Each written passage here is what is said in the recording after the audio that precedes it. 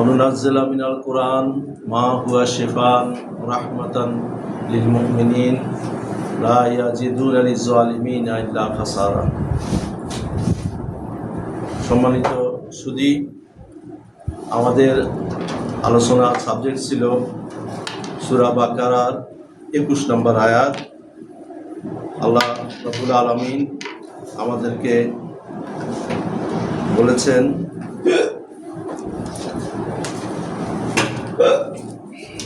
যে তিনি মানুষকে সৃষ্টি করেছেন তার ইবাদত করার জন্য, আব্দ হওয়ার জন্য, তার দাসত্ব করার জন্য। তিনি বলেছেন, ইয়া আইয়ুহান নাস উবুদু রাব্বাকুম আল্লাযী খালাকাকুম আল্লাযীনা মিন ক্বাবলিকুম লাআল্লাকুম তাত্তাকুন। হে মানুষ, তোমরা গোলামি করো তোমাদের প্রতিপালকের। কেন গোলামি করবে? আল্লাযী খালাকাকুম, তিনি সৃষ্টি করেছেন তোমাদেরকে। আল্লাযীনা মিন ক্বাবলিকুম, তোমাদের পূর্ববর্তী যারা, তাদেরকেও তিনি সৃষ্টি করেছেন। লাআল্লাকুম তাত্তাকুন, যেন তোমরা আত্মরক্ষা করতে পারো। আমরা গত পর্বে আমরা দেখেছি যে গোলামি কি, কেন, কিভাবে করতে হবে গোলামি।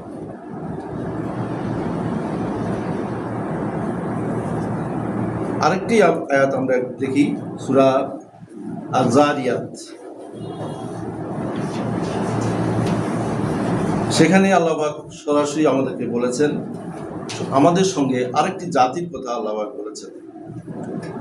সেখানেও বলেছেন, বিসমিল্লাহির রহমানির রহিম, ওমা খালাকতুল জিন্না ওয়াল ইনসা। সূরা জারিয়াত 51 নম্বর সূরা 56 নম্বর আয়াত। হ্যাঁ, সূরা আয-যারিয়াত 51 নম্বর সূরা, আয়াত নম্বর 56। এখানে আল্লাহ রাব্বুল আলামিন আমাদেরকে বলে দিয়েছেন, ওমা খালাকতুল জিন্না ওয়াল ইনসা ইল্লা লিয়াবুদুন। আমি জিন ও মানুষকে অন্য কোনো উদ্দেশ্যেই সৃষ্টি করিনি, কেবল সৃষ্টি করেছি এই জন্য যে তারা আমার গোলামি করবে, আমার দাসত্ব করবে, আমার বন্দিগি করবে। এই উদ্দেশ্যেই সৃষ্টি করেছেন। এখন আমরা গত ক্লাসে 96 নম্বর সূরা আমরা দেখেছি যে গোলামি করতে হলে আমাকে গোলামি আগে শিখে নিতে হবে, যে গোলামি কি, এবং সেখানে যার গোলামি করব তার পরিচয় আমাকে আগে জেনে নিতে হবে। আমরা গত পর্বে সেটা জেনেছি। আজকে আমরা একটু দেখার চেষ্টা করছি যে এই যে গোলামি, আদর্শ অনুগত হওয়া, আমরা যে রব্বুল আলামিন আমাদেরকে বলেছেন, এই প্রসঙ্গে আর কোথায়, কেন, কিভাবে আমাদেরকে বলেছেন, আমরা একটু 18 নম্বর সূরায় আল কাহাফ, সেখানে আমরা 1 নম্বর আয়াতটা দেখি। এখানেও আল্লাহ বলছেন যে আমাদেরকে জানাচ্ছেন যে কিভাবে এই গুহাবাসীরা বা মানুষকে জানাচ্ছেন যে গোলামি কিভাবে করতে হবে। বিসমিল্লাহির রহমানির রহিম। আলহামদুলিল্লাহ, সমস্ত কৃতজ্ঞতা, সমস্ত প্রশংসা লিল্লাহ, আমার সৃষ্টিকর্তা প্রতিপালকের জন্য, সৃষ্টিকর্তার জন্য। আল্লাযী আনজালা আলা, যিনি নিজের এই বান্দার উপরে অবতীর্ণ করেছেন, আবদিহি, তার বান্দার উপরে। আমরা যে কিতাব আল্লাহ রাব্বুল আলামিন আমাদেরকে দিয়েছেন, তিনি বলছেন যে এটা তোমাদের জন্য অবতীর্ণ করে দিয়েছেন, এটা থেকেই তোমরা শিক্ষা নিবে, এই কিতাব থেকেই তোমরা শিখে নিবে কিভাবে আমার দাসত্ব করতে হবে, কিভাবে আমার অনুগত থাকতে হবে।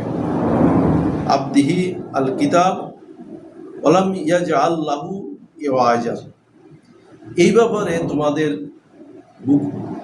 মনের মধ্যে, তোমাদের মধ্যে, যে বুকের মধ্যে যেন কোনো চাপ না থাকে, তোমরা যেন কোনো চাপ অনুভব না করো, যে কোনো রকমের ব্যতিক্রম যেন তোমার না থাকে, যে আমাকে আদেশ অনুগত হতে হবে, আমাকে গোলামি করতে হবে, আমাকে বন্দেগী করতে হবে একমাত্র আল্লাহর।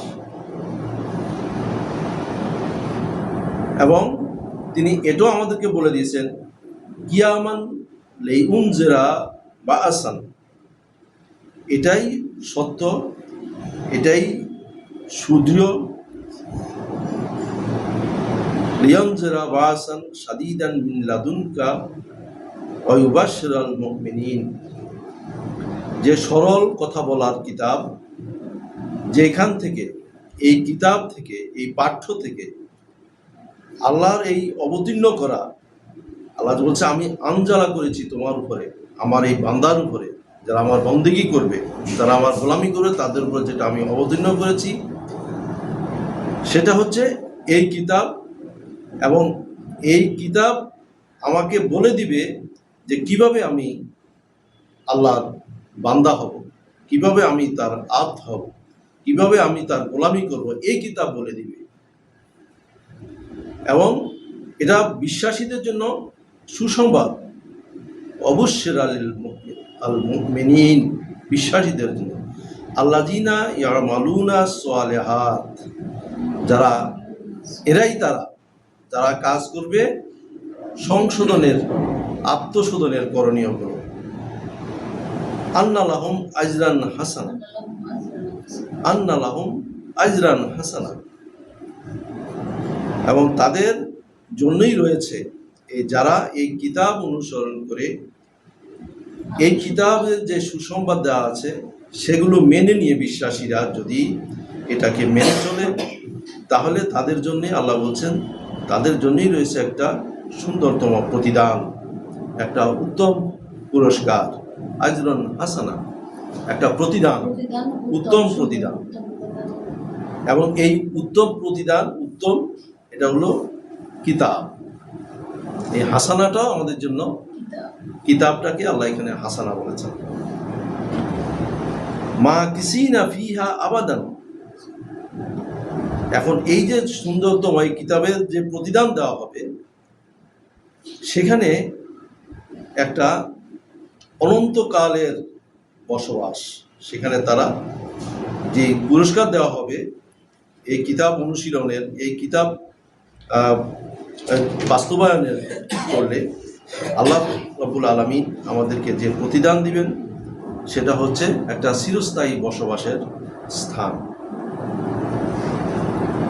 এবং এই কিতাব দিয়ে তিনি আরেকটা বলেছেন ওয়ায়ুনজিরা আল্লাযিনা কালু আত্তাখাযা আল্লাহু ওয়ালাদান, এবং তারা তাদেরকে সাবধান করে দিতে বলে যারা বলে আল্লাহ কাউকে পুত্র হিসাবে বা সন্তান হিসাবে গ্রহণ করেননি।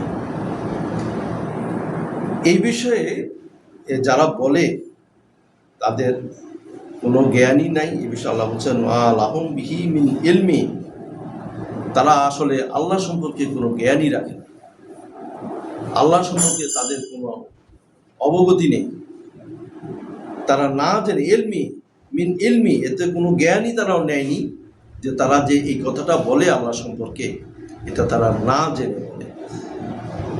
মিন ইলমি ওয়ালা লিআবাইহিম কাবুরাত কালিমাতান তাখরুজু মিন আফওয়াহিহিম, এই যে কাবুরাত কালিমাতান, এই যে তাদেরকে বলা কথা, কালেমা কথা, এটা একটা দৃষ্টতাপূর্ণ কথা,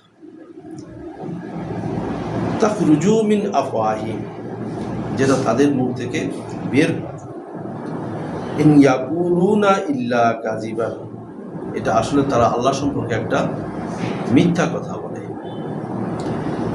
তো এই যে আমাদের গোলামি করতে হলে কোনটা সত্য কোনটা মিথ্যা, আমরা কিভাবে এটা পার্থক্য নির্ণয় করব, এগুলো আমাদেরকে জেনে নেওয়ার জন্যই আল্লাহ বলছেন যে আমি তোমাদের জন্য নাজিল করেছি এই কিতাব, অবতীর্ণ করেছি এই কিতাব। ক্রমে ক্রমে তোমরা এটা তোমাদের উপর অবতীর্ণ হবে, তোমরা এটা শিখে নাও।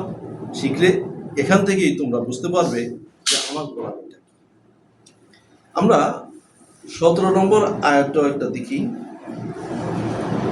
17 নম্বর সূরার 1 নম্বর আয়াত, সেখানেও আল্লাহ এই প্রসঙ্গটা নিয়ে আসছে।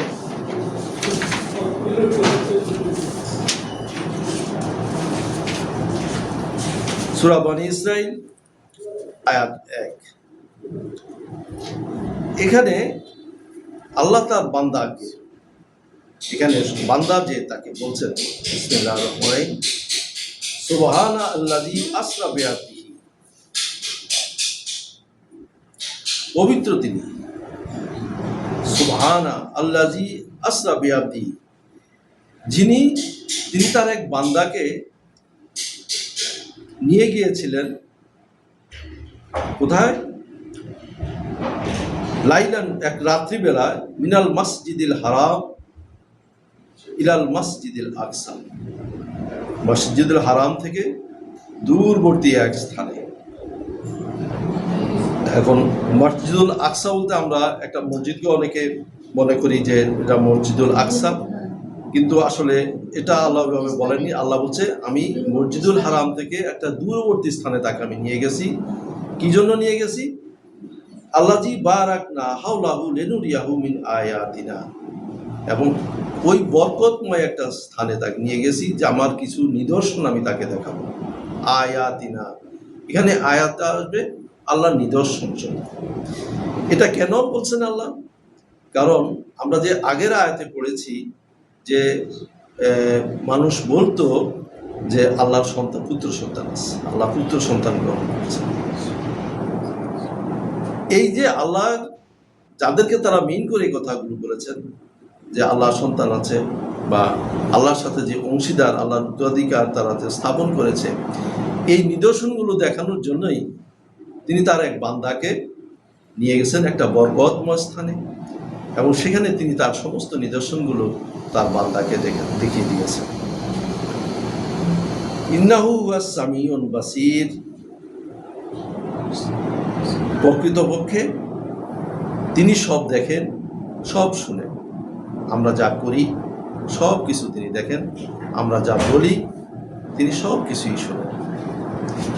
তাহলে আল্লাহ রাব্বুল আলামিন যে আমাদেরকে বলেছে আমার যারা বান্দা হবে তাদেরকে আমি আমার সমস্ত নিদর্শনগুলো আমি দেখিয়ে দিই। এখন ওনার যে প্রিয় বান্দা যাকে তিনি বাছাই করে নিয়েছেন, আমাদেরকে মনোনীত করেছেন আমাদের জন্য রাসূল হিসাবে, তিনি তার বান্দাকে সব কিছু দেখিয়ে এই নিদর্শনগুলো দেখিয়ে দিয়েছেন। এখন এই নিদর্শনগুলোর বর্ণনা এই কিতাবেই আছে। তিনি বলছেন এই যে আমি উনজেলা করেছি, আমি যে নাজিল করেছি তোমার জন্য যে কিতাব, এখানেও এই নিদর্শনগুলোর বর্ণনা আছে। এই নিদর্শনগুলোর বর্ণনা তোমরা দেখার চেষ্টা করো, এই কিতাবের মাধ্যম দিয়ে তোমরা দেখাচ্ছ। যেহেতু আল্লাহ আমাদেরকে এই কিতাবকে বলছে অন্তর্বাসায়, অন্তর্দৃষ্টির আলো, আমাদেরকে একটা অন্তর্দৃষ্টি দিয়ে আমাদেরকে এই নিদর্শনগুলো থেকে, এখান থেকে, এই আল্লাহর এই বাণী ও বার্তা থেকে, আয়াত থেকে আমাদেরকে এগুলো দেখতে বলছে। তো আমরা আব্দ শব্দটাকেই আমরা খুঁজছি মেনলি, যে আল্লাহ এই যে বারবার বলছেন যে তোমরা আব্দ হও, আমার বান্দা হও। আমরা আরেকটি সূরা ইয়াসিন 36 নম্বর সূরা, সেখানে আমরা দেখছি যে আল্লাহ পাক বলছেন 60 নম্বর আয়াতে,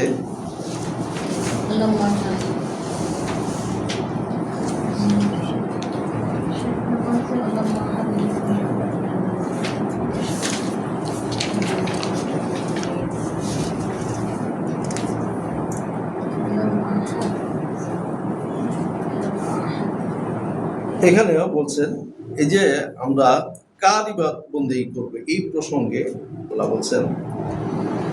আমরা 59 থেকে যাই। অপরাধীদের সম্পর্কে এখানে আল্লাহ একটা সতর্কবাণী বলছেন। ওয়ামতাজু আল ইয়াউমা আইয়ুহা আল মুজরিমুন। আর যারা এই যে অপরাধী, আমরা অপরাধীরা দেখলাম কাদেরকে? আগের আয়াত 18-1 আমরা ওখানে দেখলাম যে তারা বলছে যে আল্লাহর সন্তান, পুত্র সন্তান হয়েছে। এটা একটা অপরাধ।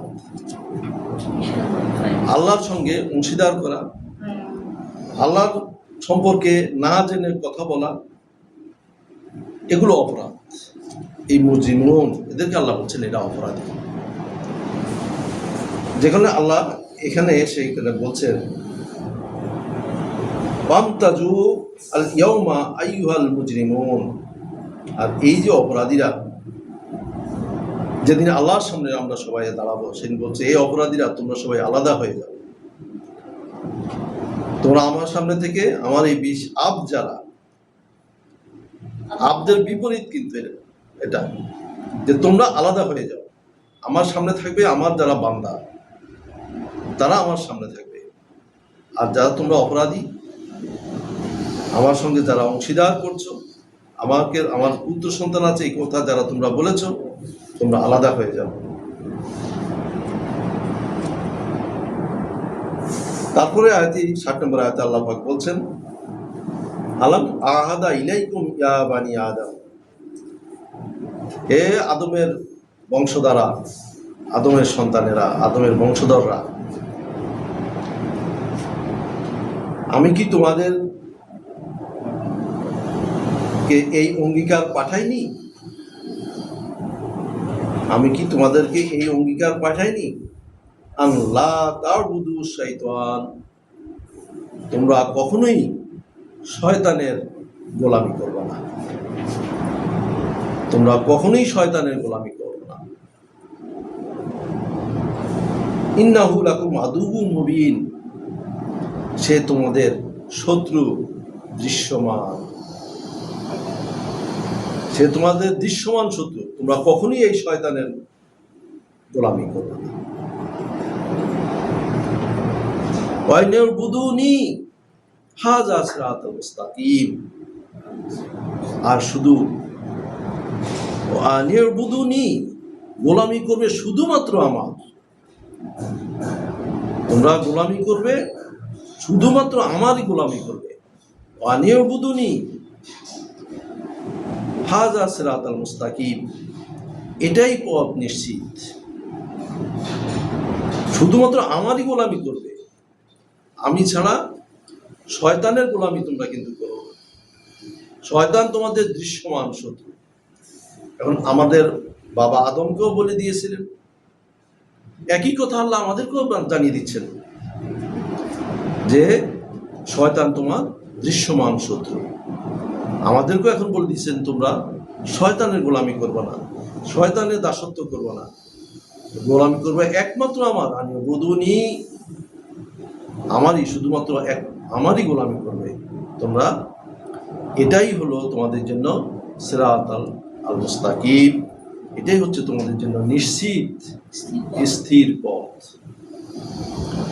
ওয়ালাকাদ আদাল্লা মিনকুম জিবিলান কাসীরান, কিন্তু আমার এই সতর্কবাণী, আমার এই সাবধান বাণী, আমার এই বার্তা, আমার এই আয়াতগুলো তোমরা শোনার পরেও তোমরা কি করো? তা সত্ত্বেও তোমরা তোমাদের সত্ত্বেও এই যে শয়তান তোমাদেরকে অধিকাংশকেই জিবিলান কাসীরান, অধিকাংশকেই আদাল্লা বিভ্রান্ত করে দিয়েছে। আদাল্লা লাকাদ আদাল্লা বিভ্রান্ত করেছে, মিনকুম তোমাদের মধ্য থেকে, জিবিলান কাসীরান অধিকাংশ মানুষকে, অধিকাংশকেই তোমাদেরকে বিভ্রান্ত করে দিয়েছে। আফলাম তাকুনু তাকিলুন, তোমরা কি একটুও বুঝতে চেষ্টা করবে না? তাকুলুন, তোমরা কি একটুও বিবেককে কাজে লাগাবে না? তোমরা কি একটুও তোমাদের আক্কেল বুদ্ধি বিবেচনা প্রয়োগ করবে না? হাজিহি জাহান্নাম আল্লাতী কুনতুম তুআদুন, এবং সেদিন বলা হবে এই যে তোমরা বিবেক বিবেচনা, তোমাদের আক্কেলকে কাজে লাগাচ্ছ না, চেষ্টা করছো না, তখন তাদেরকে দেখিয়ে দেওয়া বলা হবে, করনি তোমরা? এটাই সেই জাহান্নাম যার ভয় আমি তোমাদেরকে দেখিয়েছিলাম, যে আমার সঙ্গে অংশীদার করলে, শয়তানের গোলামি করলে তোমাদের জন্য যে পরিণতি, যে জাহান্নামের ঠিকানা আমি জানিয়ে দিয়েছি, সতর্কবাণী তোমাদেরকে বলে দিয়েছি, সেটা কি এখনই তাদের সামনে দৃশ্যমান করে দেওয়া হবে। যা বলো যে ওই যে দেখো, এটাই সে জাহান্নাম যেটা আমি তোমাদেরকে ভয় দেখিয়েছিলাম।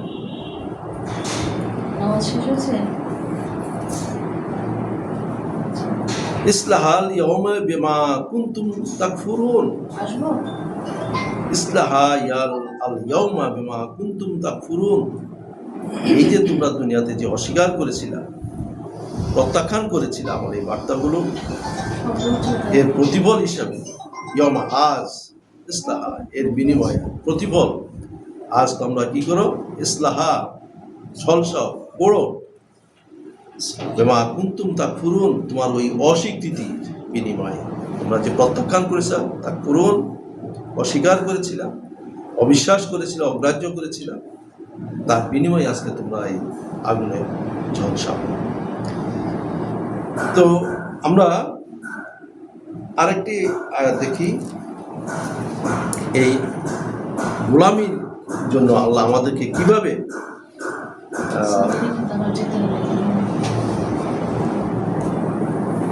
সতর্ক করে দিয়েছিলেন। আমরা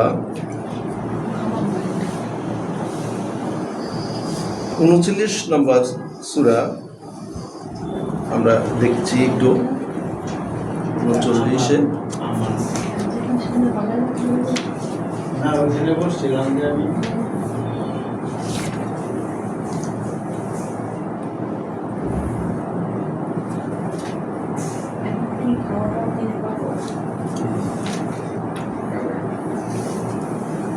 এই যে আমরা যে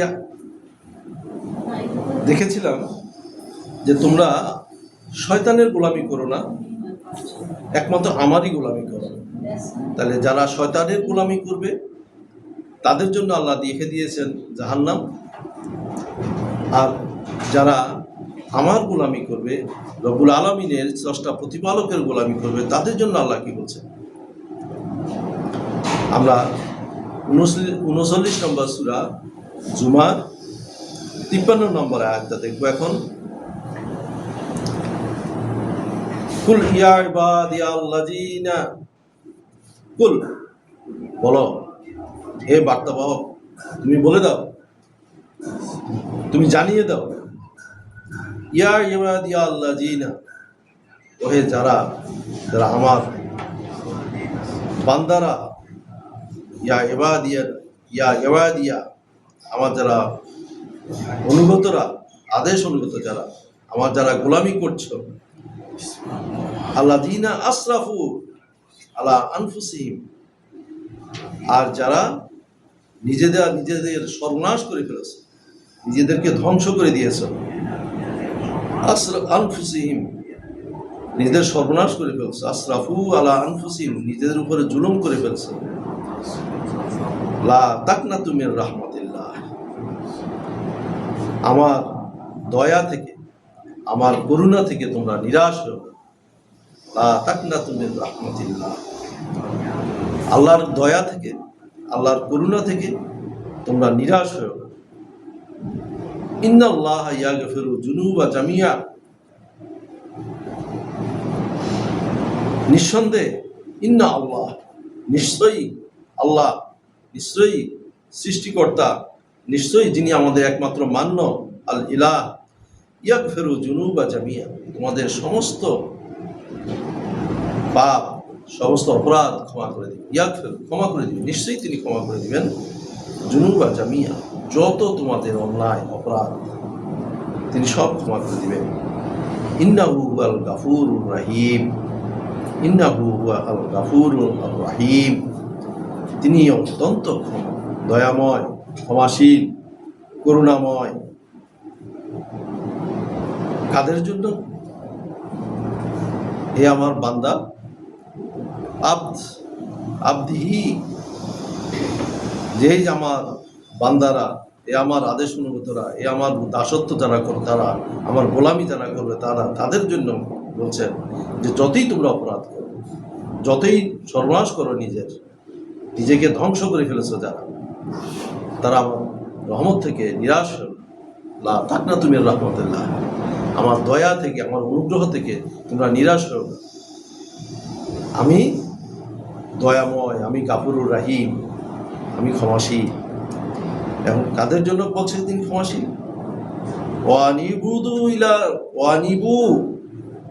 ইলা রব্বিকুম, ফিরে আসো। আনিবু, তোমরা ফিরে আসো। রব্বিকুম, তোমাদের প্রতিপালকের দিকে। এই যে আমি ক্ষমাশীল, আমি দয়াময়, গাফুরুর রাহিম, যদি আমার দিকে তোমরা ফিরে আসো, আমার দিকে যদি তোমরা ফিরে আসো,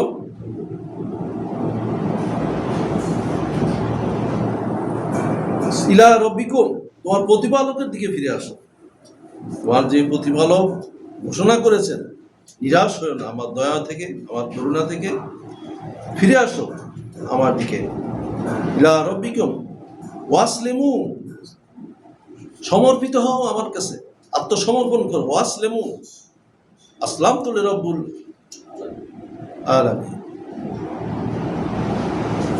তোমার প্রতিপালকের দিকে আত্মসমর্পণ করো। ওয়াসলামু লাহু মিন কাবলি আন ইয়াতিয়াকুম আযাবুন সুম্মা লা তুনসারুন, তার অনুগত হয়ে যাও তোমাদেরও আযাব আসার আগেই। আন তাতিয়াকুমুল আযাব, আযাব আসার আগেই ফিরো। আযাব চলে আসার পরে ফিরলে আর কোনো কাজ হবে না। আযাব আসার আগেই, হাতে যতটুকু সময় আছে এখন, ফিরো, এখনই ফিরো। তা নাহলে যে কোনো সময় আযাব এসে পড়তে পারে। যে বলছেন ইয়াতিয়াকুমুল আযাব সুম্মা লা তুনসারুন, আযাব এসে গেলে আর কোনো সাহায্য পাবে না, ফিরতে হবে তার আযাব আসার আগেই। ফিরে ফিরে কি করতে হবে? ওয়াত্তাবিউ আহসান, মেনে চলো। ওয়াত্তাবিউ, মেনে চলো, অনুসরণ করো, অনুশীলন করো। আহসান, সর্বোত্তম যেটা আমি তোমাদেরকে দিয়েছি। এখন আল্লাহ আমাদেরকে কি আহসান করেছেন? ওমা উনজিলা ইলাইকুম মিন রাব্বিকুম, যেটা তোমার প্রতিপালকের কাছ থেকে ক্রমে ক্রমে নাজিল হচ্ছে, নেমে এসেছে, অবতীর্ণ হয়েছে, এটা মেনে চলো। ফিরবো আমি কোন দিকে? প্রতিপালকের দিকে। এখন প্রতিপালককে আমরা কোথায় পাচ্ছি? প্রতিপালককে আমরা পাচ্ছি যেটা উনজেলা করেছেন তিনি আমাদের জন্য, আমাদের প্রতিপালকের কাছ থেকে। মিন রাব্বিকুম মিন কাবলু আন ইয়াতিয়াকুম, মিন কাবলু, তার আগেই, আন ইয়াতিয়াকুম আযাবু, সে আযাব আসার আগেই, হঠাৎ করে আযাব যদি এসে পড়ে, তার আগেই মেনে চলো। আত্তাবিউ আহসান, সর্বোত্তম যেটা মেনে চলবা, সর্বোত্তম। আহসান মা উনজিলা ইলাইকুম, যেটা তোমাদের উপরে আমি অবতীর্ণ করেছি, নাজিল করেছি। মির রাব্বিকুম, তোমার প্রতিপালকের কাছ থেকে যেটা নাজিল হয়েছে। মিন কাবলি, আসার আগেই। আন ইয়াতিয়াকুমুল আযাব, আযাবটাও কিন্তু নেমে আসবে। এই যে আযাব, ওই আযাব নেমে আসার আগেই তুমি এই আহসান, যেটা সর্বোত্তম, যেটা আমি নাজিল করছি, সেটা মেনে চলো। বাগতাতান ওয়া আনতুম লা তাশউরুন, আযাব যখন এসে যাবে, কখন এসে যাবে, কিভাবে এসে যাবে, বাগতাতান ওয়া আনতুম লা তাশউরুন, তোমরা টেরই পাবে না, চিন্তাও করতে পারবে না, ভাবতেও পারবে না যে কখন, কিভাবে, কোন দিক থেকে এসে পড়বে। অতএব তার আগেই তোমরা ফিরো, তার আগেই তোমরা আমি যেটা অবতীর্ণ করেছি উত্তম, এটা তোমরা মেনে চলো। এটাকেই তোমরা অনুসরণ করো, এটারই আদেশ অনুগত হও। এখানেই আমার সব আদেশ আছে, আমার এই আয়াতের তোমরাই আদেশ অনুগত হও। তারপরে আল্লাহ বলছেন আনতাকুলা নাফসান, তোমাদের ক্ষেত্রে এমন যেন না হয় আনতাকুলা নাফসান ইয়া হাসরাতান আলা মা ফাররাতু ফি জানবিল আল্লাহ ওয়া ইন কুনতা লামিনাল সাকিরিন। এমন যেন না হয় যে আযাব এসে যাওয়ার পরে তোমরা তখন বলবে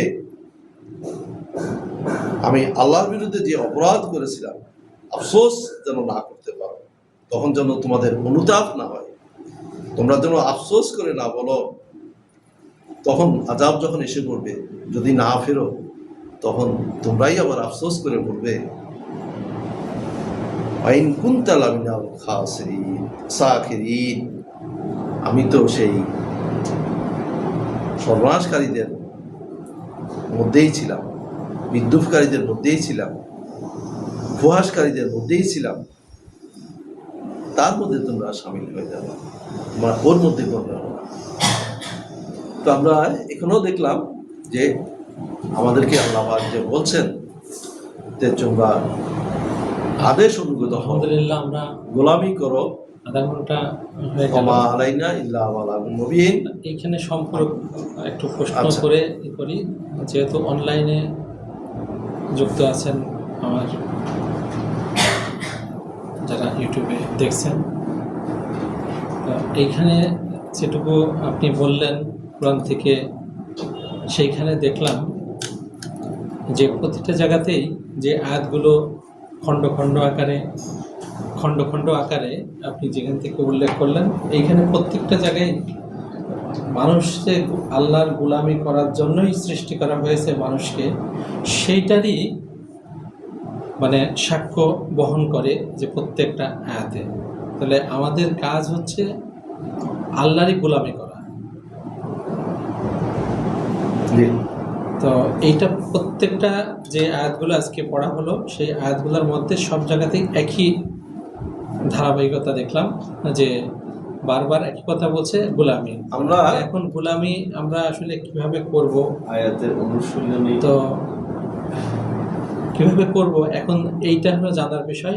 সংক্ষেপে মানে গোলামির প্রথম সূত্রটা কি, আমরা কি দিয়ে শুরু করব গোলামি করা, কিভাবে গোলামি করব, আসলে গোলামি করতে হয় কিভাবে, গোলাম হতে হয় কিভাবে, এটা আসলে তো আমরা জানি না। না জানার কারণে আমরা জানতে চাই যে আসলে গোলামি কি এবং কিভাবে গোলামি করতে হয়। সংক্ষেপে যদি এই যতটুকু আপনি পড়লেন, সেই পড়ার উপরে একটু 1 মিনিটে যদি আপনি এর ব্যাখ্যাটা করেন আমাদের বোঝার জন্য। আলহামদুলিল্লাহ, আমরা যে আয়াতটা দিয়ে শুরু করেছিলাম, আল্লাহ পাক আমাদেরকে বলছিলেন যে ওয়া খালাকতুল জিন্না ওয়াল ইনসা ইল্লা লিয়াবুদুন, আমি সৃষ্টি করি জিন এবং মানুষকে আমার গোলামি ছাড়া অন্য কিছু করবে। আল্লাহ এক পরিষ্কার করে বলে দিয়েছেন। তারপরেই বলছে, আমরা আরেকটা আয়াতে গিয়েছিলাম, সেখানে বলছি যে আল্লাহ বলছেন তোমরা কিন্তু শয়তানের গোলামি করবে, তোমরা আমারই গোলামি করবে। তাহলে এখানে আমাদের জন্য প্রথম দুটো জিনিস দরকার, সেটা হলো শয়তানকে চেনা। প্রথমে আমার সৃষ্টিকর্তাকে চেনা, আমার প্রতিপালককে চেনা আমাদের প্রথম কর্তব্য। তার জন্য আমরা 96 নম্বর সূরা আলাক, সেখানে 1 থেকে 5 আমরা গত ক্লাসে পড়েছিলাম। সেখানে আল্লাহ পাক আমাদেরকে বলে দিয়েছেন শুরুতেই, ইকরা, পড়ো, বিসমে আল্লাহ, ইকরা বিসমে রব্বুকা আল্লাযী খালাক, পড়ো তোমার প্রতিপালকের পরিচয়, যিনি তোমাকে সৃষ্টি করেছেন। তাহলে প্রথম আমাকে পরিচয় জানতে হবে যিনি আমাকে সৃষ্টি করেছেন। তাহলে আমার প্রথম দায়িত্ব হলো পড়ো। আল্লাহ কোনটা পড়তে বলেছেন? উনজিলা আহসান, যেটা নাজিল করেছেন, যেটা আহসান সর্বোত্তম এই কিতাব, এটা আমাকে আগে পড়তে বলছে। এখানেই তার পরিচয় আমরা সম্পূর্ণভাবে পাবো, এবং কি কি আদেশ তিনি করেছেন, কি অনুগত আমাদের করতে হবে, এগুলো এখানে আমরা পাবো। দ্বিতীয়ত, যিনি আবার যেটা নিষেধ করেছেন যে তোমরা শয়তানের গোলামি করো না, তোমরা শয়তানের গোলামি করো না, সে তোমার শত্রু দৃশ্যমান। তাহলে আমাকে দৃশ্যমান করতে হবে আরেকটা জিনিস, যে আমার শত্রু কে, তার পরিচয় আমাদেরকে জানতে হয়। তাহলে প্রথমেই আমাদের কর্তব্য হলো, যিনি আমাকে সৃষ্টি করেছেন, যিনি আমাকে প্রতিপালন করছেন, যিনি আমাকে তার পরিচয় জানিয়ে দিয়েছেন নিজ থেকে, এবং শয়তানের পরিচয় তিনি জানিয়ে দিয়েছেন যে শয়তান কে, শয়তান যে তোমাদের দৃশ্যমান শত্রু, এটা তিনিও জানিয়ে দিয়েছেন আমাদেরকে। অতএব আমাদেরকে এই দুইটা পরিচয় আগে শনাক্ত করতে হবে। এই দুইটা পরিচয় শনাক্ত না করা পর্যন্ত আমি গোলামীর পর্যায়ে যেতে পারবো না। পরিচয় না জেনে, সঠিকভাবে না জেনে যদি আমরা গোলামি করতে যাই, তাহলে ওটা শয়তানের গোলামি হয়ে যাবে। আলহামদুলিল্লাহ। ধন্যবাদ আব্দুল সাত্তার ভাইকে তার সুন্দর আলোচনার জন্য। আমরা এই কোরআনের কাছে এসেছি নিজের পরিচয় জানার জন্য। নিজের পরিচয় যদি আগে না জানি, তাহলে যিনি সৃষ্টি করেছেন তার পরিচয়ও আমরা জানতে পারবো না, কারণ নিজের পরিচয়টাই আগে জানা দরকার। তো এই পরিচয় জানতে এসে আমরা যারা শিক্ষানবিশ আছে, তারা পর্যায়ক্রমে শুরুটা করেছি শত ভুল ভ্রান্তি দিয়েই। আব্দুল সাত্তার ভাই তার মধ্যে একজন, উনি অন্য পেশা, অন্য যে পেশাতে ছিলেন সে দক্ষতা অর্জন করেছেন। এখন উনি ডক্টরেট করেছেন জেনারেল লাইনে, কিন্তু এখন কোরআনের কাছে এসে উনি শিশু শ্রেণীতে ভর্তি হয়েছেন। আসলেই আমরা সবাই একটা শিশু শ্রেণীতেই ভর্তি হয়েছি। এখানে এসে দেখছি যে আমরা নিজের পরিচয় জানি না, আর যিনি সৃষ্টি করেছেন তার পরিচয় কিভাবে জানব। এখন আমারই আর এক ভাই, একটি কলেজের প্রিন্সিপাল সিরাজুল ইসলাম সিরাজ ভাই, এখন আমাদের সামনে এই রিহার্সেলে আসবেন। আর ডক্টর আব্দুল সাত্তার ভাইকে অসংখ্য ধন্যবাদ। ধন্যবাদ। এবং ওনাকে ধন্যবাদ এই কারণেই, শিক্ষানবিশদের কাছেই যদি আমরা শিখি, তাদের বলতে শুনতে সাহস পাই। এখানে আমাদের যিনি ওস্তাদ আছেন মোস্তফা ওয়াহিদুজ্জামান ভাই, উনি অনেক বিজ্ঞ মানুষ। উনি আজকে 40 বছরের সাধনায় আমাদের সামনে যে উপস্থাপন করেছেন, এখন অনেক জানা এবং না জানা বিষয়গুলো আমরা বলতেও সাহস পাই না, অনেক ভয় শঙ্কা কাজ করে। তো এখন আমরা এই শিক্ষানবিশদের কাছেই অনেক প্রশ্ন করি, আমরা ডিসকাশন করি। এইটা কোরআনেরই নির্দেশনা যে তোমরা ডিসকাশন করো, এতেই তোমরা শিখতে পারবা, জানতে পারবা। আমাদের সাহসটা যেন তৈরি হয়, আল্লাহ যেন তৌফিক দান করেন। এবং এখন সিরাজ ভাইকে আজকে নির্ধারিত টপিকস দিয়ে শুরু করার জন্য অনুরোধ জানাচ্ছি।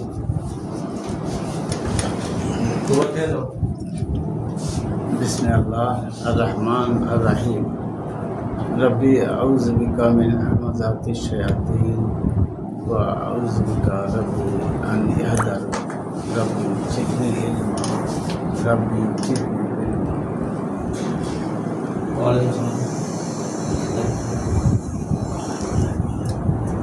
আমরা একটা প্রচেষ্টা হিসেবে, ক্ষুদ্র প্রচেষ্টা হিসেবে কিউএস আরবির পক্ষ থেকে আমরা যারা শিক্ষানবিশ, আমরা আল্লাহর কথা বলার জন্য একটা, বলা যায়, এক ধরনের ট্রেনিং এটা।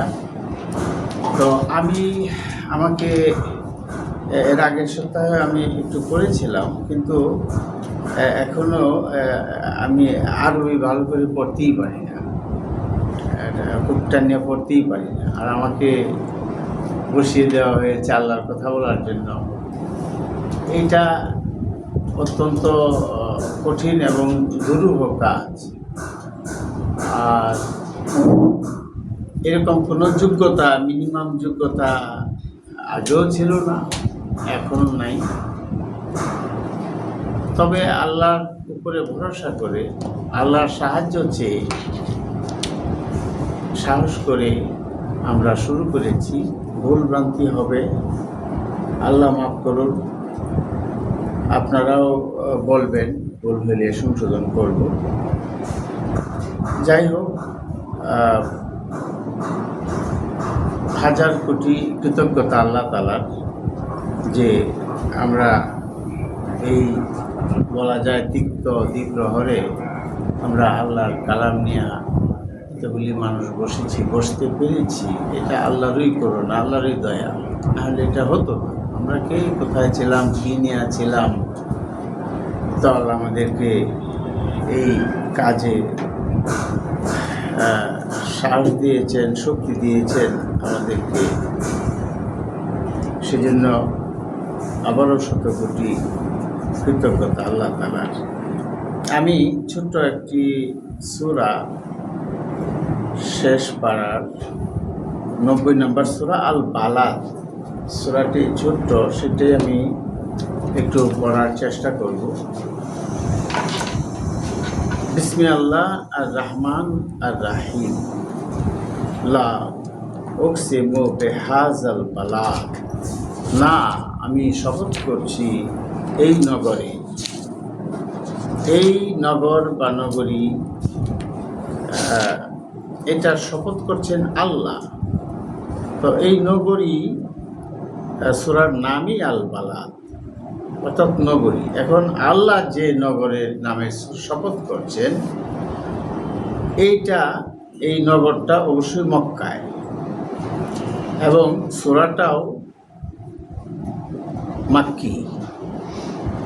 তো মক্কা নগরী, এইটা শপথ করেছেন আল্লাহ। অবস্থানগত কারণে মক্কা জিওগ্রাফিক্যালভাবে বলা হয় যে এটা মিডল অফ দ্য আর্থ, মধ্য। আর এর চারপাশে, মক্কার চারপাশে আরাবিয়ান সব, এইভাবে এটা সেন্টার অফ দ্য আর্থ বলা হয়, এক কথা। আরেক কথা হলো যে এই যে যেটা বাইতুল্লাহ যেটা, এটা হযরত ইব্রাহিম আলাইহিস সালামের মাধ্যমে আল্লাহ পুনঃসংস্কার করিয়েছিলেন, এবং এর পরবর্তীতে আরও অনেক পরে, প্রায় 4,500 বছর পরে হযরত মুহাম্মদ সাল্লাল্লাহু আলাইহি ওয়াসাল্লাম উনি আসলেন মক্কা নগরীতে। ওনার উপরে নাজিল হলো, অবতীর্ণ হলো আল কোরআন। তো আল্লাহ এই নগরীর শপথ করতেছেন এবং বলতেছেন 2 নম্বর আয়াতে, ওয়া আনতা হিল্লু বিহাযাল বালাদ। আল আনতা হিল্লু, তুমি অবস্থানকারী একমাত্র বৈধ নাগরিক। এই মক্কা নগরীতে আল্লাহ রাসূল সাল্লাল্লাহু আলাইহি ওয়াসাল্লামকে বলতেছেন তুমি একমাত্র বৈধ নাগরিক। তো বৈধ হিসেবে উনাকে বলছেন। মক্কা নগরের মানুষ তো ওনাকে গ্রহণ করে নাই। মক্কা নগরীর মানুষ যখন আল্লাহর কথা উনি প্রচার করতেছিলেন, বলতেছিলেন, সেই মুহূর্তে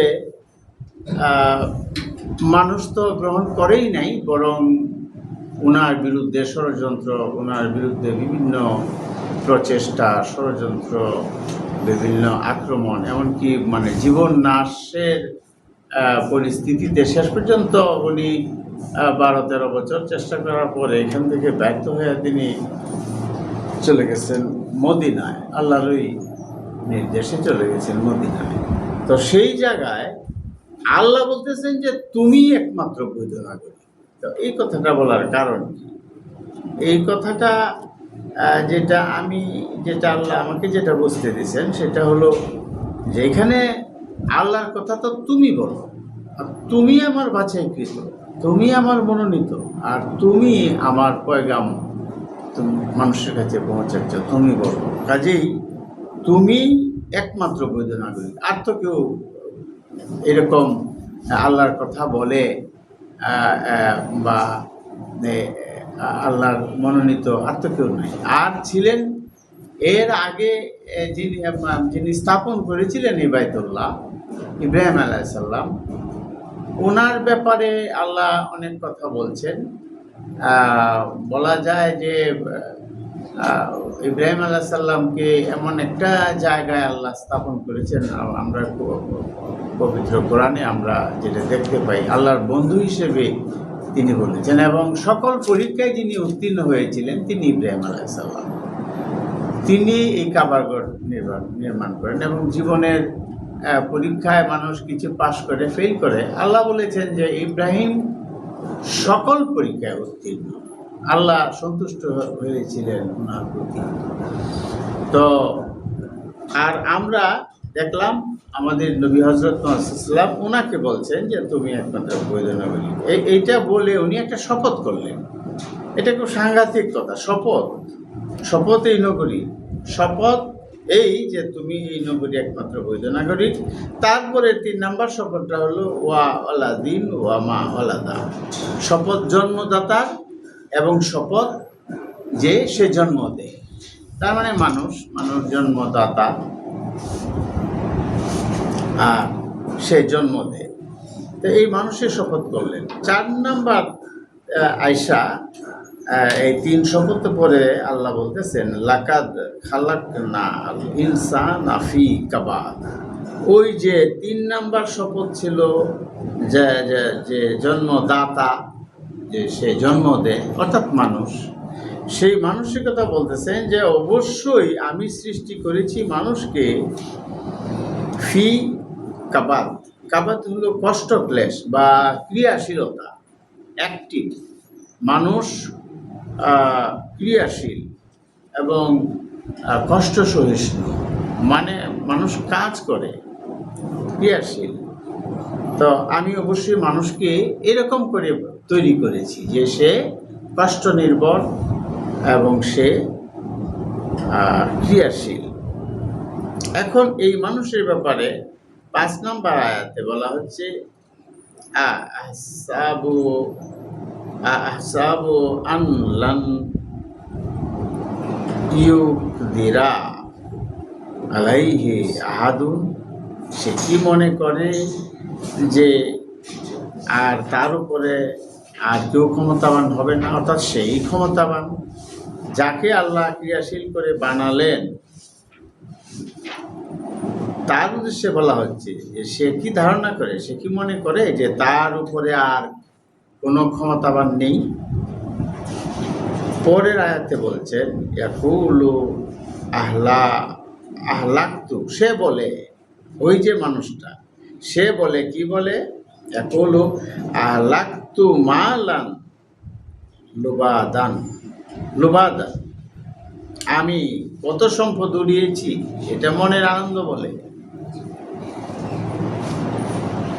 এইটা মানুষ এই অহংকারটা দেখায়, যাদের ধন সম্পদ আছে বা যারা উড়ায়, টাকা 2 হাতে উড়ায়, এরকম বলে কত উড়াইছি টাকা পয়সা, এভাবে বলে। তা আল্লাহ বলতেছে যে আহসাবু আনলাম ইয়াহসাবু, সে কি মনে করছে, এই মানুষটার ব্যাপারে বলতে, সে কি মনে করছে ইয়াহসাবু আনলাম ইয়ারাহু আহাদুন, যে কেউ তাকে দেখেনি। সে কি মনে করছে কেউ তাকে দেখেনি, মানে কেউ কি প্রত্যক্ষকারী নেই? সে যে গর্ব করে বলতেছে আমি কত সম্পদ উড়াইছি, তো এইটার পর্যবেক্ষক কি কেউ নেই, দেখার কি কেউ নেই, এটা সে মনে করে যে কেউ দেখেনি। তারপরে আল্লাহ চলে গেছেন যে কথার দিকে, সেটা হলো বলতেছেন আলাম জাআল্লাহু আইনাইনি আমি কি তার জন্য দুটি চোখ বানাইনি?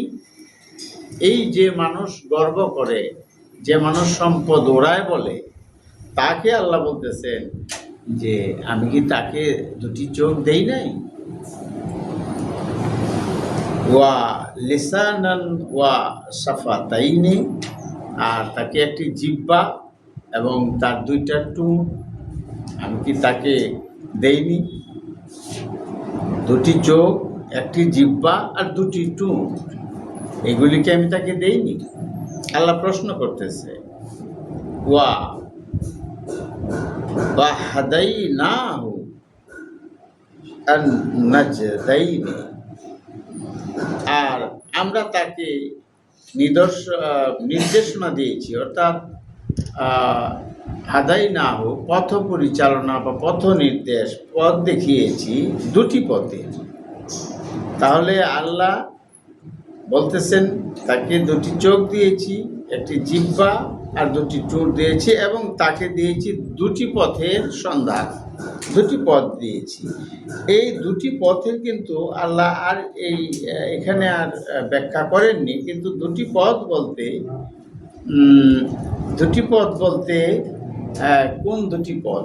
একটা পাহাড়ি পথ আর একটা সমুদ্রের পথ, এরকম হবে তো? পথ তো আবার সমুদ্র পথ, পাহাড়ি পথ, স্থলপথ, জলপথ, আকাশপথ, কত পথে আছে। তা দুটি পথের কথা আল্লাহ কি বললেন?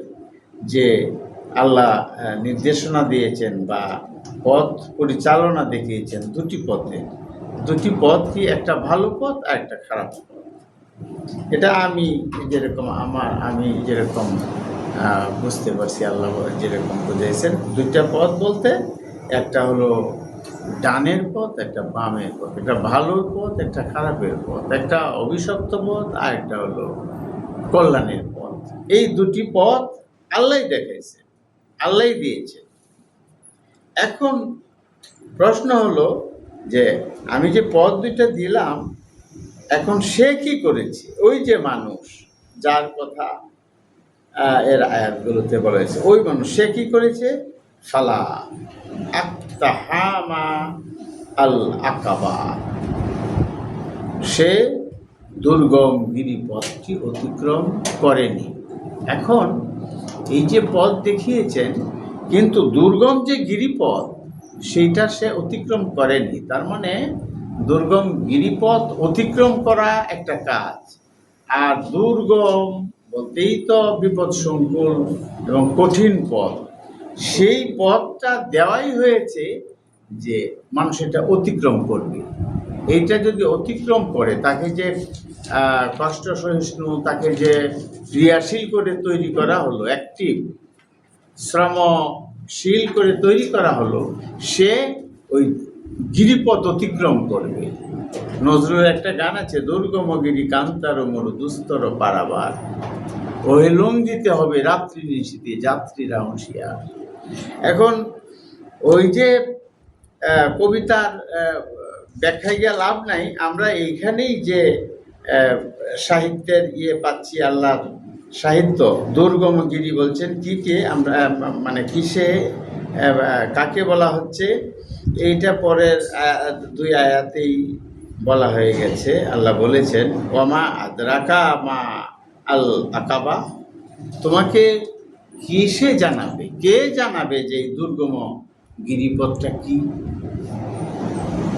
তার মানে এই দুর্গম গিরিপথ তোমাকে কে জানাবে? জানানোর তো কেউ নাই। তো জানানোর একমাত্র আল্লাহ জানাইতে পারেন যে কোন দুর্গম গিরিপথের কথা আল্লাহ বললেন যে এটা সে অতিক্রম করে নাই। তো বলছেন এই যে দুই শব্দে 13 নম্বর আয়াতে দুইটা শব্দে বলে দিয়েছেন গিরিপথ কি। ফাক্কু রাকাবা, ফাক্কু রাকাবাতিন, রাকাবাত। ফাক মুক্তি, গলার বেড়ি বা দাসত্ব এটা খুলে দেওয়া, মুক্ত করে দেওয়া, গলার বেড়ি খুলে দেওয়া। অর্থাৎ কোনো দাস, রাকাবাতের বাংলা শব্দ হলো দাস, রাকাবাত দাস। যে দাস তার গলায় একটা পরাধীনতার বাঁধা, বেরি বাঁধা, পরাধীনতা।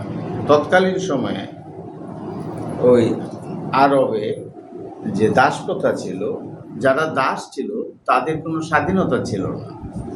আমি ওই একটা দেখছিলাম, মানে ওই আরবিয়ান কাহিনীর মধ্যেই, মানে মালিক বলতেছে যে, মানে মালিক বলতেছে দাসকে যে তুমি তারা চাবুক মারো, তো সে চাবুক মারতে পারতেছে না। এটা কাহিনী আর কি। তা যা ইসলামিক হিস্ট্রি, কিন্তু ওই নাম ধাম বলার কারণেই যুক্তিগত মনে করি না তেমন। তবে মূল যে শিক্ষাটা, সেটা হলো চাবুক সে মারবে না। একটা মানুষকে চাবুক কেন মারবে? সেও বুঝতেছি যে চাবুক মারার মতো তো কোনো কিছু হয় নাই, তাই চাবুক কেন মারবো? সেও তুমি চাবুক মারো না, মারবো না কেন? মানবতায় পাতে। তো বলতেছে যে দাসের আবার মানবতা বুদ্ধি, দাসের তো কোনো মানবিক কোনো ব্যাপার নাই। তো আমি তো টাকাতে কিনে আনছি, আমি যা বলি তা করবি, মানে তার মানবিক মূল্যবোধটাও নাই। এই হলো দাস। এর জন্য আল্লাহ বলছেন যে এই যে গলার বেরি, দাসত্বের এই বেরি খুলে দেওয়া। দুর্গমগিরি পথ কি, কিসে তোমাকে জানাবে? আল্লাহ উত্তর দিচ্ছেন, সেটা হলো গলার বেরি খুলে দেবে দাসের গলার বেরি খুলে দেওয়া। এই হলো একটা সাহিত্যিক রূপ আমরা লক্ষ্য করি, অল্প অল্প কথা, কিন্তু অন্যরকম উপস্থাপনা। 14 নম্বর আয়াত, আও ইতআমু ফি ইয়াউমি জি মাসগাবা। তারপরে এই যে দুর্গম গিরিপথের মধ্যে কিন্তু এই দাসদের গলার বেরি খুলে দেওয়ার কথা বলা হলো। তারপরে আবার বলা হলো অভাবের দিনে খাদ্য দান। যখন অভাবের দিন দুর্ভিক্ষ হয়, বড় বড় দুর্ভিক্ষের কথা আমরা জানি, সেই ক্রাইসিস সময়ে মানুষকে খাদ্য দান। এখন ওই ক্রাইসিস তো দুর্ভিক্ষ না হইলেও যার ঘরে খাবার নাই সেই ঘরে তো সেই দিনেই দুর্ভিক্ষ। সেটা তো কত সালে হয়েছিল, এখন কত সাল, এর গণনার দরকার নেই। আজকে যে আমার সামনে খাদ্যের অভাবে ভুগতেছে, আজকেই দুর্ভিক্ষ, আজকেই এই যেটা বলছে অভাবের দিন, জি মাসগাবাত।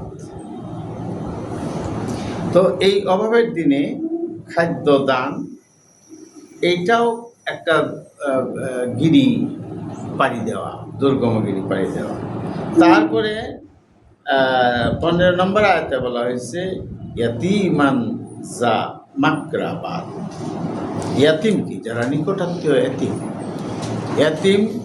ইয়াতিমের মধ্যে ক্লাসিফিকেশন এখানে আল্লাহ দিয়ে দিয়েছেন, সেটা হলো নিকটাত্মীয় যে ইয়াতিম, তাকে আও মিসকিনা যা মাত্রাবাত, অথবা মিসকিন শব্দটা বলতে অসহায় দরিদ্র বোঝায়। এটাকে উস্তাদ বলেন যে বেচারা বলে, মিসকিন, বেচারা। এটা অভাবী এবং অসহায়, হতদরিদ্র, অর্থাৎ ধুলো মলিন হত দরিদ্র যারা, তাদের কথা বললেন আল্লাহ। তো তাহলে আমরা দেখলাম যে এই দুর্গমগিরি খুলে দেওয়ার, দুর্গমগিরি অতিক্রম করার কথা যেটা বলছে, যে সেই মানুষ সেই দুর্গমগিরি অতিক্রম করে নাই। কি সেই দুর্গমগিরি? সেটা হলো দাসদের গলার বেরি, তারপরে হচ্ছে ক্রাইসিস সময়ে যখন খাদ্যাভাব, অভাব, সেই সময়ে খাদ্য দেওয়া কোনো এতিমকে, নিকটাত্মীয় এতিমকে, আর বললেন মিসকিন বা হতদরিদ্র যারা অসহায় যারা, তাদেরকে। তো এই যে মানুষ এটা করে না,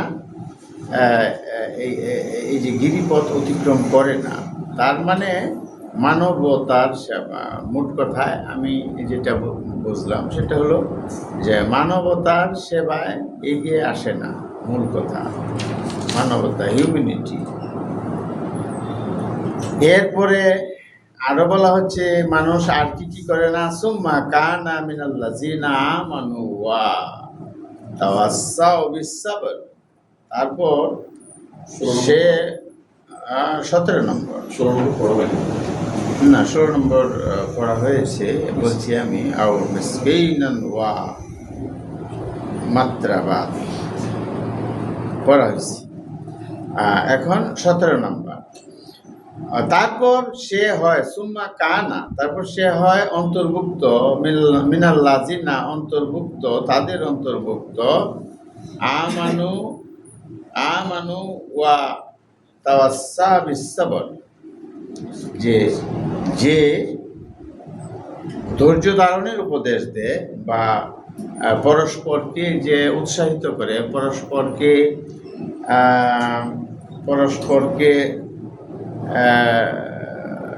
উপদেশ দেয় ধৈর্য ধারণের। ধৈর্য ধারণ তার মানে এটাকে ধৈর্য ধারণ কথাটার আরো সুন্দর বাংলা শব্দ, আরো মিনিংফুল ওয়ার্ড যেটা, সেটা হলো অবিচলতা, অটলতা।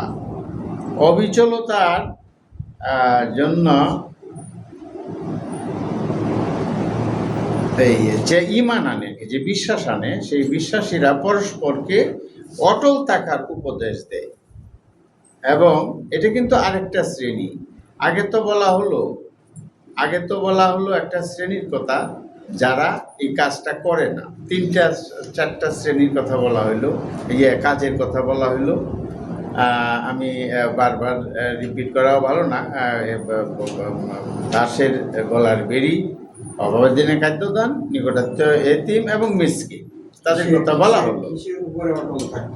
হ্যাঁ, এটা এখানে আসতেছি। এখন কথা হলো যারা ঈমান আনে তারা পরস্পরকে অটল থাকার জন্য উৎসাহ দেয়। কিসে? সেই বিশ্বাসে। এখন ব্যাখ্যা করতে গেলে আমানু বা বিশ্বাসী, যারা বিশ্বাস আনে, কিসে বিশ্বাস আনে? বিশ্বাস তো আল্লাহর কথায়, আল্লাহর কালাম, আল্লাহর আয়াত, আল্লাহর বাণী ও বার্তা, এইগুলোর উপরে যারা বিশ্বাস আনে তারাই আল্লাহতে বিশ্বাস করে, পরকালে বিশ্বাস করে, অদৃশ্যে বিশ্বাস করে। আমি শর্ট কথায় বললাম। এখন এই যারা বিশ্বাসী তাদেরকে পরস্পরকে কি করে? অবিচল থাকার, এই বিশ্বাসে অবিচল থাকার জন্য, অটল থাকার জন্য তারা পরস্পরকে উৎসাহ দেয়। আর কি করে? ওয়া তাওয়াসাউ বিল মারহামা, উদারতার জন্য লিখছে, উদারতার জন্য। আসলে যারা উদার তারাই দয়া দাক্ষিণ্য করে, তাদের মধ্যেই স্নেহ ভালোবাসা, তাদের মধ্যেই দয়া দাক্ষিণ্য এগুলি থাকে। দয়া বলে না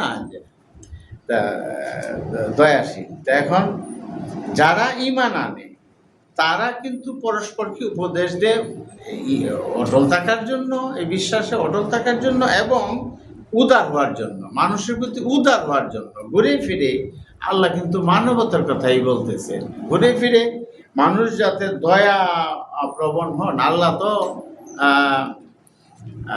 অপার করুণা, অসীম দয়ালু দাতা। আর মানুষকে আল্লাহ তৈরি করেছেন আল্লাহর ফিতরাত দিয়া, আল্লাহর বৈশিষ্ট্য দিয়া তৈরি করেছেন। এই দয়া দাক্ষিণ্য, এই মানবতাবোধ, এই যারা বিপন্ন মানুষ, যারা এতিম, যারা দরিদ্র, ধুলিমুলির মিসকিন, তাদের প্রতি মানুষ হওয়ারই কথা, দয়াশীল হওয়ারই কথা, দয়া দাক্ষিণ্য দেখানোরই কথা। তো এইটা যারা করে তাদের ব্যাপারে বলা হচ্ছে উলাইকা আসহাবুল মাইমানা, তারা হলো ডান দিকের দল। ওই যে দুটি পথের কথা বলছিলেন আল্লাহ প্রথম দিকে, যে আমি কি দুটি পথ দেখাইনি? তো সেই দুটি পথের কথা দুটি ধারায় বলা হলো। একটা ধারায় আমরা পাইলাম যে যারা দুর্গম গিরিপথ অতিক্রম করে না। আরেকটা দেখানো হইল যারা ঈমান আনে তারা কিন্তু দয়া দাক্ষিণ্য দেখায়, তারা অবিচলতার জন্য পরস্পরকে সহযোগিতা করে, সহযোগিতা এবং উপদেশ বা অনুপ্রেরণা পরস্পরকে দেয়। আর উদারতার জন্য উপদেশ দেয়। এই এরা কিন্তু ডান দিকের দল, উলাইকা আসহাবুল মাইমানা, আল্লাহ বলে দিলেন এই দলটা হলো ডান দিকের দল। আর আরেকটা দল, সেটা বলা হচ্ছে আল্লাযীনা কাফারু বিআয়াতিনা হুম আসহাবুল মাসআমাত। আরেকটা দলের কথা বলা হচ্ছে যারা অস্বীকার করেছে, যারা প্রত্যাখ্যান করেছে আল্লাহর বাণী ও বার্তা। বাণী ও বার্তার কথা বলা, আল্লাহর বাণী ও বার্তা, অন্য কিছু বলা হয় নাই, সরাসরি আল্লাহর বাণী, অর্থাৎ আল্লাহর যে নাজিলকৃত যে কোরআন, সেই কোরআনে আল্লাহর যে আয়াতসমূহ, সেই আয়াতগুলি যারা অস্বীকার করে, কাফার, গোপন করে, অস্বীকার করে, প্রত্যাখ্যান করে, সবগুলি অর্থ বহন করে, তারাই অকৃতজ্ঞ, তারাই হলো বাম দিকের দল। ডান দিকের দল আর হলো বাম দিকের দল। এখন বাম দিকের দলের কথা বলা হচ্ছে আলাইহিম নারু মাউসাদাত, ওদের উপরই আগুন পরিবেষ্টনকারী। এখন আগুন পরিবেষ্টনকারী কাদের উপরে? যারা বাম দিকের। তো বাম দিকের যারা, তাদের ওরা হলো আগুন দ্বারা পরিবেষ্টনে তারা থাকবে। আগুন পরিবেষ্টনকারী আগুন ওদের উপরে। এখন এরা যে অস্বীকার করেছে আমাদের আয়াতসমূহ, এখানে একটা শর্ট নোট পেলাম, আমি তো কখনো লিখছিলাম বোধ হয়, যে কোনো বাণীয় বার্তা আমাদের। তো আল্লাহর যে এটা সর্বশেষ যে বাম পাশের যে দলটা, তাদের ব্যাপারে যেটা বলা হচ্ছে যে কোনো বাণীয় বার্তা অস্বীকারকারী।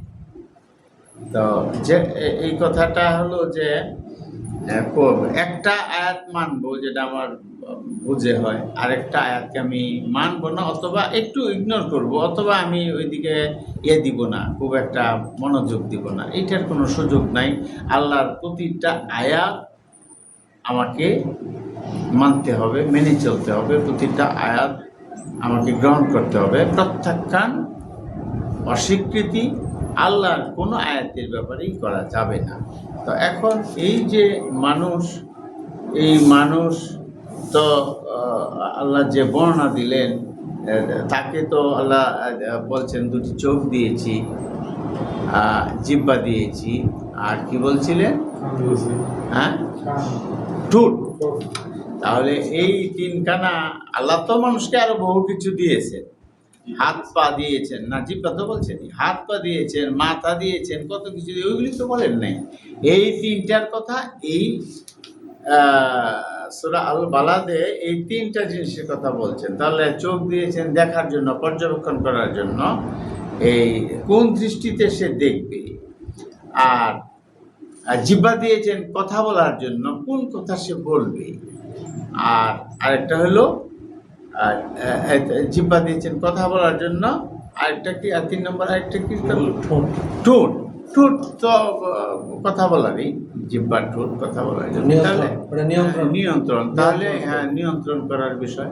তাহলে ইম্পর্টেন্সই যে দুটো জিনিসের উপরে দেওয়া হয়েছে, এইটা আমরা যদি না শুনি, চোখ দিয়া যদি আল্লাহর আয়াত না দেখি, আর যদি ঠোঁট দিয়া যদি আয়াত না বলি, ব্যক্ত না করি, মেনে না নিই, আর যদি আল্লাহর কোরআনে এই সূরায় যে জিনিসগুলি দেখলাম, এইগুলি আমরা যদি দাস মুক্তি, বর্তমানে তো দাসের বিষয় নেই, কিন্তু ঋণগ্রস্ত আছে, তো এই ঋণগ্রস্তকে যে ঋণ মুক্ত করার উদ্যোগ, এটা তাহলে হয়ে গেল আমার উপরে একটা আদেশ, এটা অর্ডার হয়ে গেল। তারপরে আমার উপরে আদেশ হয়ে গেল অভাবের দিনে খাদ্য দান, অর্থাৎ ক্রাইসিস। এখন আমি ফার্ম গেট দিয়ে যাচ্ছি, এখন দেখলাম একজন বুঝতেছি যে বা আমার ইয়ে যে তার খাদ্যের মানে খাদ্য তার নাই, খাদ্যের অভাবে আছে, তা আমার উপর অর্ডার হয়ে যায় এদিকে মনোযোগ দেওয়ার। আমার উপরে আরেকটা অর্ডার হয়ে যায়, সেটা হলো এতিম, আমার নিকট আত্মীয় যারা কাছের এতিম কোথায় আছে না আছে, আত্মীয় স্বজন গ্রামে আছে, আত্মীয় স্বজনের মধ্যে আছে, ওইটা খুঁজে দেখা,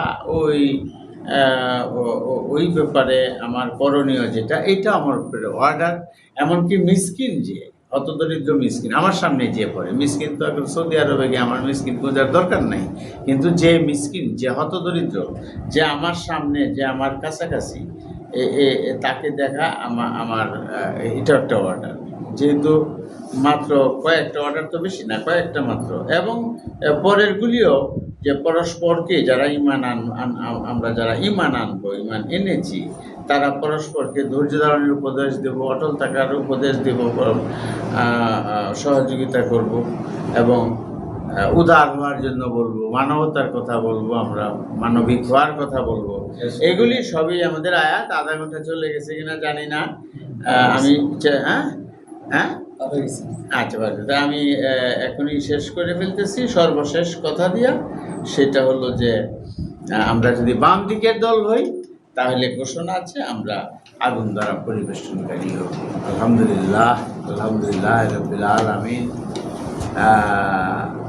ক্ষুদ্র পরিসরে আমি একটু পাঠ করতে পারলাম আল্লাহর বাণী ও বার্তা, সেই জন্য শতকোটি কৃতজ্ঞতা আল্লাহ, আপনাদেরকে ধন্যবাদ। সালাম। মারহামা যেটা বলছেন আর হচ্ছে সবর, দুইটার একটু পার্থক্যটা কি করতে পারলাম না। কোন দিকে? আর ধীরে ধীরে হবে। এবার সামনে যেটা এভাবে নিতে পারি না, আমরা তো শেষ রেকর্ডিং বাইরে করতেছি, রেকর্ডিং বাইরে করতেছি তো ভাই। শেষ তো আমারটা দেব। কিছু বলবো না, আলোচনা আমারটা দেব। ধন্যবাদ। আলোচনা না, এখানে রেকর্ডিং দরকার নেই। আমি রাজি সুস্তাম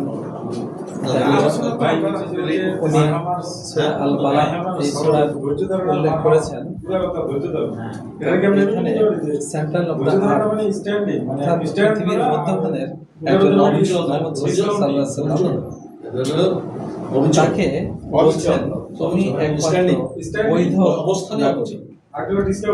তার মানে পৃথিবীর সমস্ত মানুষ যদি আল্লাহর আইন মেনে না চলে, তাহলে তাদেরকে অবৈধ ঘোষণা করছে। তাহলে আমরা সেই আইন কি জানি না, এই আইনটাই শিখতে এসেছি। ধন্যবাদ। এই